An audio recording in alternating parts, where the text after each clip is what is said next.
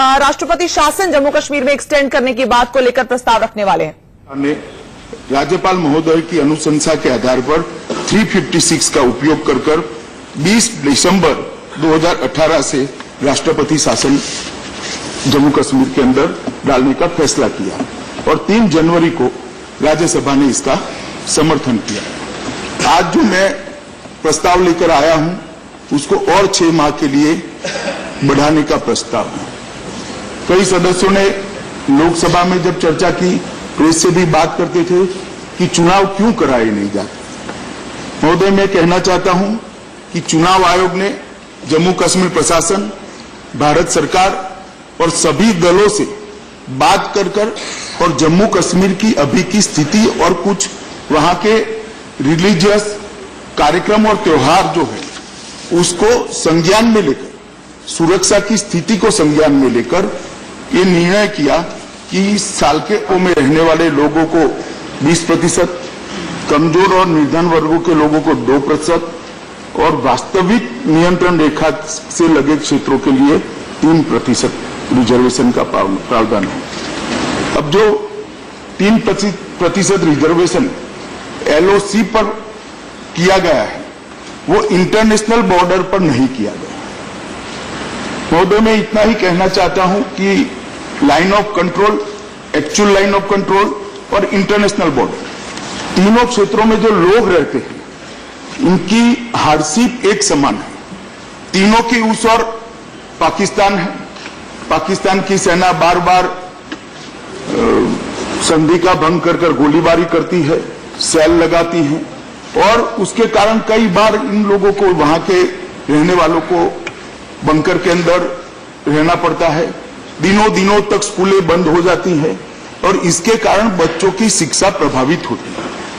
Intelligence का level ठीक होने के बावजूद अगर सातत्य नहीं रहता है शिक्षा में तो उसके परिणाम पर इसकी असर पड़ती है। महोदय, LOC और LAC के लिए तो ये 3% आरक्षण का प्रावधान पहले से किया गया है, मगर इंटरनेशनल बॉर्डर जो जम्मू के 3 जिलों को छूती है वहां पर एक प्रावधान नहीं किया गया। जम्मू कश्मीर के 3 जिलों के रहने वाले सभी लोगों को लगता था कि हमारे साथ अन्याय है, जम्मू और घाटी के लोगों के साथ भेदभाव किया गया है।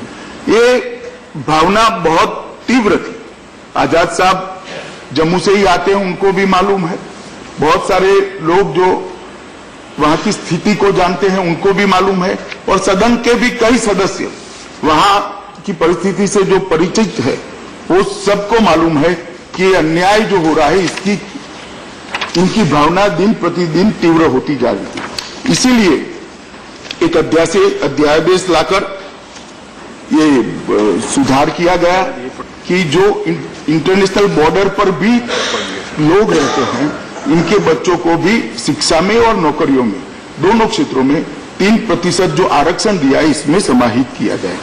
क्योंकि जम्मू कश्मीर में अभी विधानसभा अस्तित्व में नहीं है तो विधानसभा के कानून पारित करने के सारे अधिकार संसद के दोनों सदनों में निहित है। इसलिए संसद में ये बिल लाना जरूरी था। मैं इसीलिए ये बिल लेकर आज सदन के सामने उपस्थित हुआ हूं। ये बिल के कारण महोदय कठुआ जिले के 70 गांव, सांबा जिले के 133 गांव और जम्मू जिले के 232 गांव के बच्चों को इन सुविधा के अंदर समाहित किया जाएगा।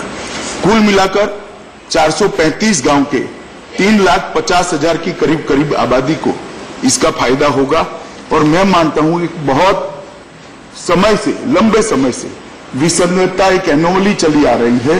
आज इस 50,000 की करीब आबादी को इसका फायदा होगा और मैं मानता हूं कि बहुत समय से, लंबे समय से विसंगतता एक एनोमली चली आ रही है। आज ये सदन इस बिल को अपने आशीर्वाद दे दे तो ये विसंगतता का अंत आ जाएगा और वहां के बच्चों को भी अपनी शिक्षा को आगे बढ़ाने के लिए हम मदद कर पाएंगे। इसलिए मैं सदन के सभी सदस्यों को अनुरोध करता हूं कि इस बिल का समर्थन करें और जो लंबे समय से 3 जिलों के बच्चों को अन्याय हो रहा है इनको न्याय देने में हम मदद रूप हों। महोदय, दूसरा बिल मैं लेकर आया हूं कि जम्मू कश्मीर के अंदर राष्ट्रपति शासन की अवधि और रिजोल्यूशन प्रस्ताव है, प्रस्ताव लेकर आया हूं कि जम्मू कश्मीर के अंदर राष्ट्रपति शासन की अवधि कल समाप्त हो रही, तो इसको और 6 माह के लिए बढ़ाया जाए। महोदय, 28 दिसंबर 2018 को राष्ट्रपति शासन को लोकसभा ने पारित किया, 3 जनवरी को राज्यसभा ने पारित किया, तो 3 जुलाई को इस 2 जुलाई को इसकी अवधि समाप्त हो रही है। जहां तक राष्ट्रपति की शासन का सवाल है महोदय, 20 जून 2018 को पीडीपी सरकार जो चल रही थी उसके पास समर्थन नहीं रहा और इसके कारण इसके बाद और कोई पार्टियां भी सरकार बनाने के लिए वहां के राज्यपाल महोदय के सामने नहीं आई थी। तो जम्मू कश्मीर के संविधान के तहत 6 माह के लिए राज्यपाल शासन वहां लगाया गया। राज्यपाल शासन लगाने के बाद 21 नवंबर 2018 को कई सारी सूचनाएं आई कि बहुमत आने की स्थिति भी नहीं है और कुछ हॉर्स ट्रेडिंग की भी सूचनाएं राज्यपाल महोदय को प्राप्त हुई। इसके कारण 21 नवंबर 2018 को वहां की विधानसभा को भंग कर दिया गया। 1 दिसंबर 2018 को राज्यपाल शासन की अवधि समाप्त होती थी, विधानसभा अस्तित्व में नहीं थी, इसलिए केंद्र सरकार ने राज्यपाल महोदय की अनुशंसा के आधार पर 356 का उपयोग कर 20 दिसंबर 2018 से राष्ट्रपति शासन जम्मू कश्मीर के अंदर डालने का फैसला किया और 3 जनवरी को राज्यसभा ने इसका समर्थन किया। आज जो मैं प्रस्ताव लेकर आया हूं उसको और 6 माह के लिए बढ़ाने का प्रस्ताव है। कई सदस्यों ने लोकसभा में जब चर्चा की, प्रेस से भी बात करते थे कि चुनाव क्यों कराए नहीं जाते। महोदय, मैं कहना चाहता हूं कि चुनाव आयोग ने जम्मू कश्मीर प्रशासन, भारत सरकार और सभी दलों से बात कर और जम्मू कश्मीर की अभी की स्थिति और कुछ वहां के रिलीजियस कार्यक्रम और त्योहार जो है उसको संज्ञान में लेकर, सुरक्षा की स्थिति को संज्ञान में लेकर ये निर्णय किया कि इस साल के अंत में चुनाव आयोग चुनाव कराना चाहता है। जब चुनाव आयोग इस साल के अंत में चुनाव कराना चाहता है तो राष्ट्रपति शासन को की अवधि को बढ़ाने के लिए अलावा सरकार के पास और कोई विकल्प रहता नहीं है। इसलिए मैं ये संकल्प लेकर आज उपस्थित हुआ हूं। 7 मई से 4 जून तक रमजान का माह था। 3 जून से 15 अगस्त तक अमरनाथ यात्रा चलने वाली है और गुर्जर बकरवाल भाई जो वहां की आबादी में करीब 10% का हिस्सा रखते हैं, वो पहाड़ियों पर अभी जाते हैं और लगभग अक्टूबर के आसपास ही पहाड़ियों पर से नीचे आकर अपने मताधिकार का उपयोग कर पाए ऐसी स्थिति में आते हैं। तो कई दशकों से अक्टूबर के पहले जम्मू कश्मीर के अंदर चुनाव नहीं कराया गया है। ये सारी स्थितियों को ध्यान में रखकर चुनाव नहीं कराने का फैसला चुनाव आयोग ने लिया है, सबके साथ चर्चा कर लिया है। इसलिए महोदय, आज सरकार के पास और कोई विकल्प नहीं है। ये राष्ट्रपति शासन को 6 माह तक और बढ़ाने के लिए, और मैं मानता हूं सदन भी ये जो परिस्थिति जन्य सरकमटेंसिस है, परिस्थिति से खड़े हुई जो स्थिति है, उसको सदन अच्छे तरीके से समझेगा और राष्ट्रपति शासन के बढ़ाने के प्रस्ताव को भी अपना अनुमोदन देगा। मोशन मूड कि statutory resolution seeking extension of president rule in Jammu and Kashmir.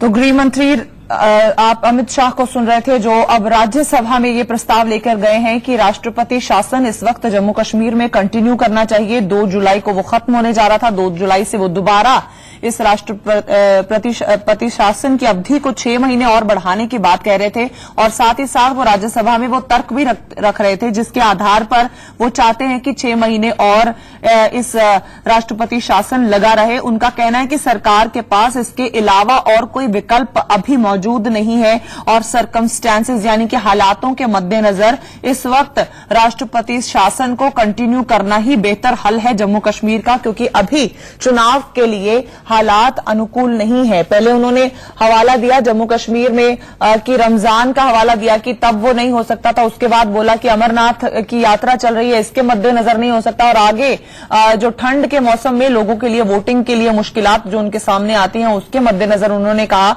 और साथ ही साथ ये भी कहा कि जो लाइन ऑफ कंट्रोल पे या बॉर्डर के इलाकों में लोग रह रहे हैं उनकी सुरक्षा के मद्देनजर भी ये बेहतर विकल्प है इस वक्त सरकार के पास कि इमरजेंसी को कंटिन्यू किया जाए, राष्ट्रपति शासन को अभी 6 महीने और कंटिन्यू किया जाए।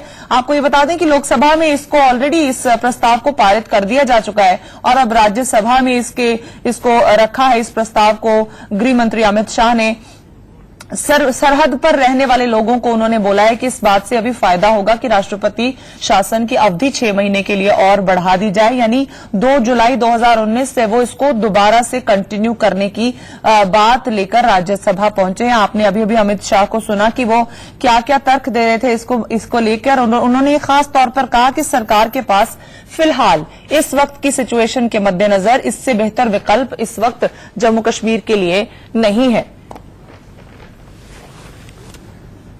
तो लोकसभा से इस प्रस्ताव को ऑलरेडी हरी झंडी मिल चुकी है, वहां पर इसको पास कर दिया गया, पारित कर दिया गया इस प्रस्ताव को। और आज गृह मंत्री अमित शाह इस प्रस्ताव को लेकर राज्यसभा पहुंचे जहां उन्होंने अपने तर्क प्रस्तुत किए सभी राज्यसभा मेंबर्स के सामने। राज्यसभा में जम्मू कश्मीर के हालात के मद्देनजर राष्ट्रपति शासन को 6 महीने और कंटिन्यू करने की बात उन्होंने कही और ये भी कहा बार बार कि सर्कमस्टेंसेस जिस तरह के हैं उसके मद्देनजर ये सबसे बेहतर विकल्प है जो सरकार के पास मौजूद है।